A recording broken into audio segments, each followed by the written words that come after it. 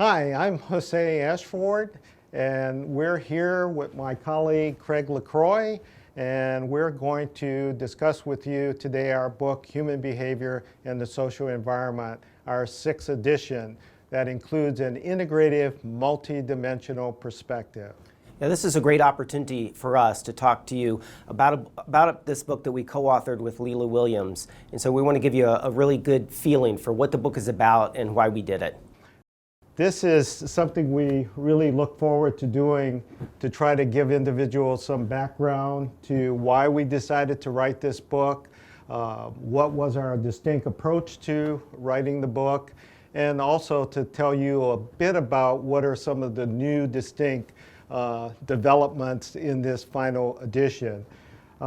It's interesting, I think, Craig, we probably should start why we decided to write the book. Sure. And I think one of the things that we noticed right off from the start was social work lacked a comprehensive textbook on human behavior. Many schools out east had books like Sadok and Kaplan, comprehensive psychiatry that they used, but they didn't have anything in social work that really provided a knowledge-based type of approach. And the other thing we wanted to do was make it practice relevant. And yeah, I think just to add to that, Jose, I think the thing that's kind of unique about this particular book is that Jose was for years teaching human development in a social environment, and I was teaching direct practice courses. And so when we kind of got together, we thought, wow, this is a good combination. Jose really knows the theoretical background and the developmental piece, and I'm really familiar with the practice piece, and we thought these things need to be joined together in a human development book, and in that way we could make it really practice relevant and really meet the needs of the social workers. And I think as a goal, one of the things we had was that we recognized that what human behavior really added to the profession was assessment. It was, because when you look at human development, if you're just studying kind of the theoretical and developmental concepts, a lot of the students weren't quite as clear about, well, how do I use this in practice? And so what we really tried to focus on is teaching them specifically about assessment. And assessment really is the cornerstone of good practice. You got to know what the problem is and how you're trying to solve it in order to bring appropriate interventions to bear. So we felt like this could make a really big contribution to the field. Yeah, and it's interesting, after we worked on the first edition, we began to see that individuals even lacked a resource where they had that comprehensive information available, but then how did they integrate that information?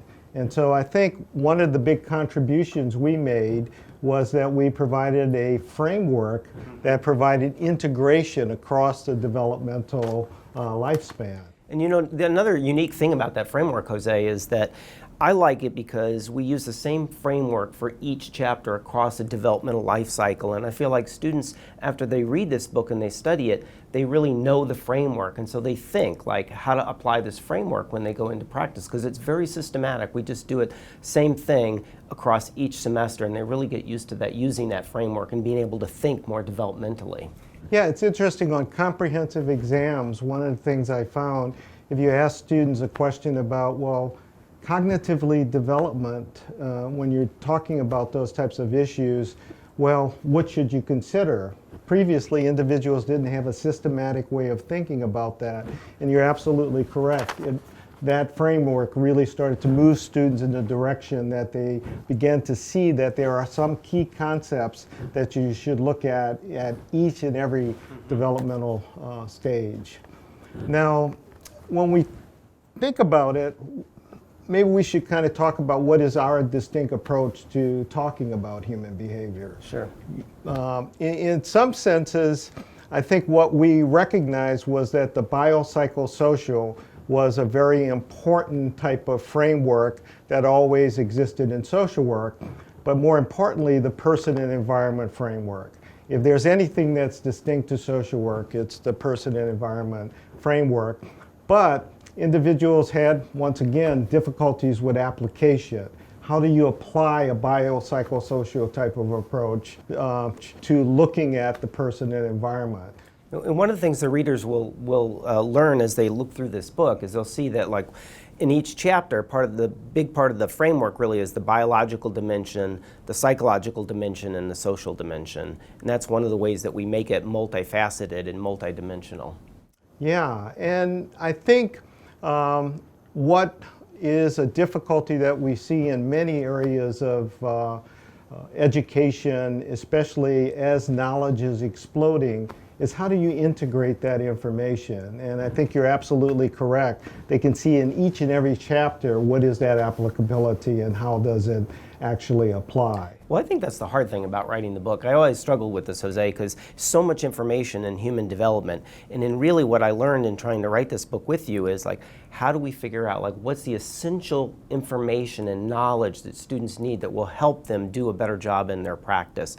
And I think over the multiple editions, we've been able to just hone that more and more and really kind of present to students like, here are the essential things. And we help the students learn too by having these study tables that really lay out some of the things in the book that we feel are really important. So I think there's some really useful features to the book that students are going to really like.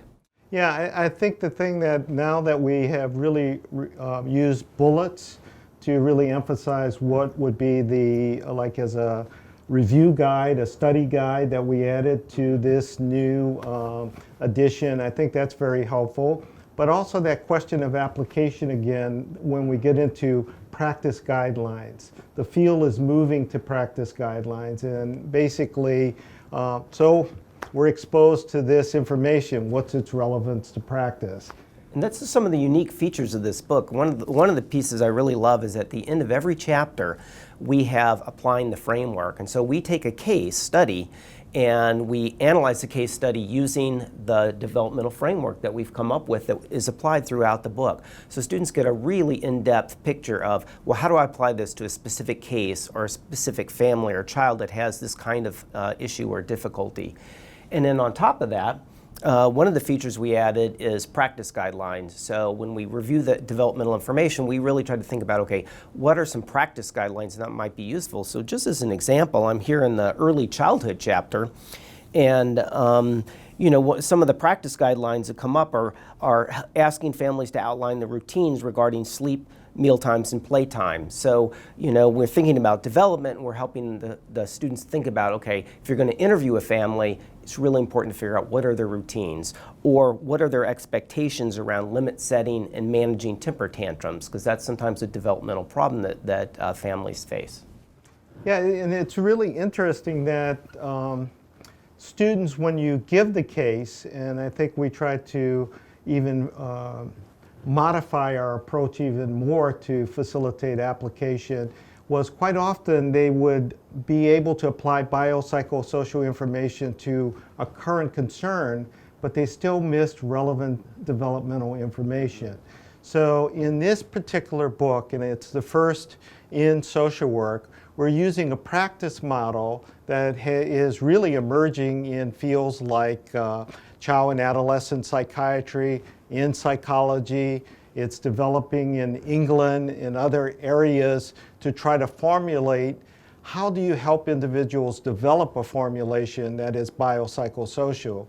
And what we added this time was the 4 Ps, where we're trying to get individuals to see what are the predisposing factors in looking at things. And quite often students had difficulties recognizing that those are the risk factors and those are the developmental factors. But then what are also the precipitating factors in a biopsychosocial sense? So we go through these 4 Ps and try to clarify that. And as Craig said, at the end of each chapter, we're now requiring students to actually apply this information.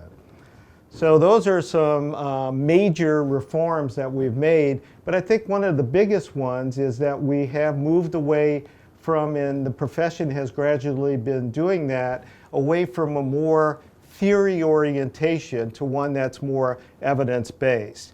Before, in trying to be comprehensive, we gave introductory information on biopsychosocial theory and biopsychosocial types of principles. Now we have eliminated that to give instructors greater opportunities to focus on the practice concerns. And get students really focused on what do they need to learn, right away. Let them focus and really do a better job of learning the key things rather than trying to cover too much. Right. I think what we found was we were getting positive feedback that it was a great resource, but in some senses it could be overwhelming for students. So you're absolutely right. Now students can have a better way of prioritizing what the information is really referring to. We also, Jose, just format-wise, we kind of broke up the content a lot. So we really tried to make it readable for students so they could work through this textbook and it would be more easily done because we've got really interesting boxes and tables and different kinds of information. We even added infographics in this edition of our new edition of the book to make it easier for students to remember things, make the material really pop for them so it was easier for them to study. And this is our first edition that now has MindTap that really basically will assist instructors but also students in the learning process. There are additional cases, additional applied types of consideration, so I think this is a major addition to the book as well. Comes with a lot of resources and that's what I think is good.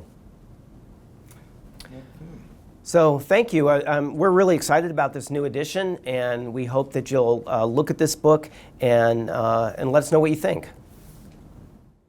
Yeah, we've been getting tremendous interest from China and other countries for adopting it and in using it in many ways to foster greater development of knowledge cross-culturally. Okay, thank you.